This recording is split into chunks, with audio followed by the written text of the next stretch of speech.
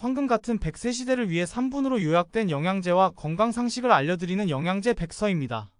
오늘은 간을 망가뜨릴 수 있는 영양제를 알려드리겠습니다. 몇몇 영양제 보충제는 아예 한 병으로 간이 나빠진 케이스가 있을 정도인데요. 여러분의 건강을 위해 귀 기울여서 들어주시길 바랍니다. 간 손상을 유발할 수 있는 보충제 그리고 영양제 그 첫 번째는 비타민 A입니다. 비타민 A는 주로 피부 건강을 위해서 많이 찾으시는데요. 이 비타민 A는 간이 안 좋으신 분들이나 간 손상 증상이 나타나시는 분들에게는 상당히 위험합니다. 레티놀 기준으로 하루에 10,000단위까지가 안전한 용량인데 몇몇 분들은 여드름 케어 목적으로 몇만 단위짜리도 드시기도 하죠. 실제 40,000단위 이상 비타민 A를 복용했다가 간이 손상된 사례도 있기 때문에 고용량을 드시는 분들은 주의하셔야 하겠습니다. 간 손상을 유발할 수 있는 영양제 두 번째는 비타민 B3입니다. 비타민 B3는 니코틴아미드와 니아신이 있죠. 비타민 B3 그 중에서 니아신을 하루에 1000ml 이상 드시는 분들은 간 손상이 나타날 수 있습니다.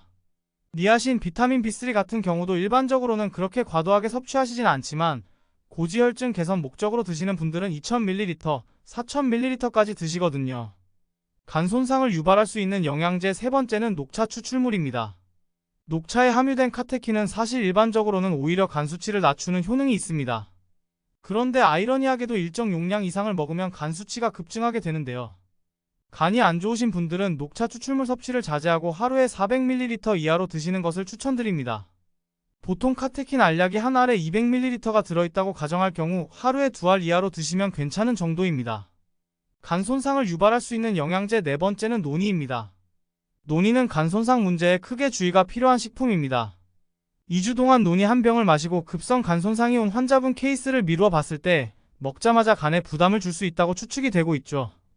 우리나라에서는 건강식품으로 널리 판매되고 있지만 간에 부담이 가는 분들에게는 되도록이면 권장하지 않습니다. 간 손상을 유발할 수 있는 영양제 다섯 번째는 모나콜린 K입니다.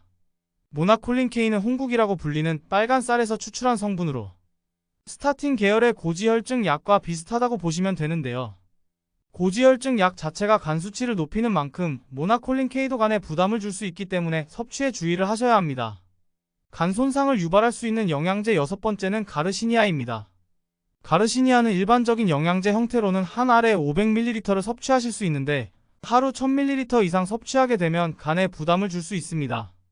간 손상을 유발할 수 있는 영양제 일곱 번째는 MSM입니다. MSM 같은 경우는 미국 국립보건원에서 간 손상 관련으로 따로 권고하진 않았지만 간 수치를 높이는 사례가 있는 제품인데요. MSM이 일반적으로 간에 부담을 주지는 않지만 안 맞는 분들에게는 일시적으로 간 수치를 높일 수 있기 때문에 섭취에 주의하셔야 합니다.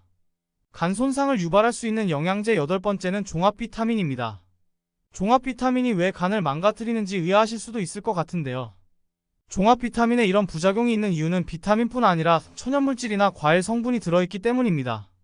간이 안 좋으신 분들은 제품 성분을 잘 확인하시는 것이 좋을 것 같습니다. 오늘은 간을 망가뜨릴 수 있는 영양제들을 알아봤습니다. 경미하게 간 수치가 올라갈 수 있는 성분부터 급성 간부전으로 인해 간 이식을 받을 수 있는 성분까지 아주 다양한데요. 사실은 대부분 적정 용량을 지켜서 섭취를 하면 크게 문제되는 경우가 없습니다. 너무 걱정하지 않으셔도 되지만 영양제를 복용하는 중에 황달, 구토, 피로함, 소변 색깔의 변색 등의 증상을 발견했다면 즉시 병원에 방문하시기를 권고드립니다. 오늘도 영양제 백서를 위해 내어주신 구독자님의 소중한 시간 감사합니다. 다음 시간에도 건강 상식과 관련된 모든 황금 같은 정보를 낱낱이 알려드리겠습니다.